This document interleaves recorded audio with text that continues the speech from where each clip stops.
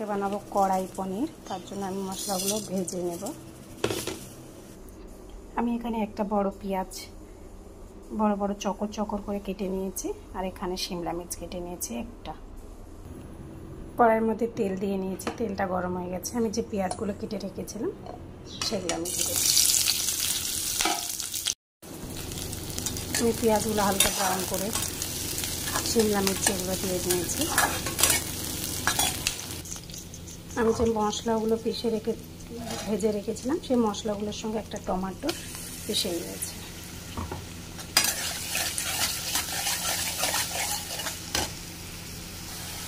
এর মধ্যে দিয়ে নেব এটা কাশ্মীরি লাল মির্চি, এটা শুধু কালার হবে। হলুদ, ধনিয়া পাউডার অলরেডি আমরা আগে ভেজে নিয়েছিলাম, তাই জন্য খুব সামান্য পরিমাণে দিলাম। গরম মশলাও আগে থেকে আমরা ভেজে নিয়েছি, আমি হালকা উপর থেকে দিলাম। এরপর দিয়ে নেব লবণ, লবণটা স্বাদ অনুযায়ী দেবেন।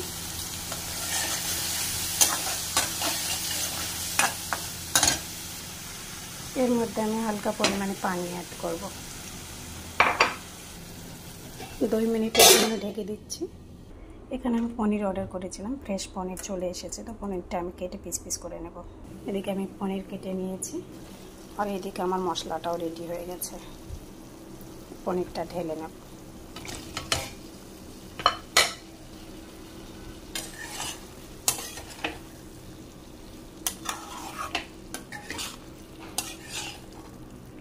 এটা খুব আলতো হাতে মিশিয়ে নিতে হবে, কেননা পনির খুব সফট হয়, ভেঙে যাওয়ার ভয় থাকে।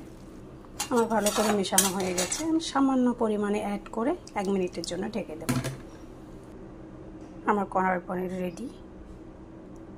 বাস আমি ঢেলে নিয়েছি। আমি ধনিয়া পাতা ভালোবাসি, তাই ধনিয়া পাতাটা দিয়ে নিচ্ছি।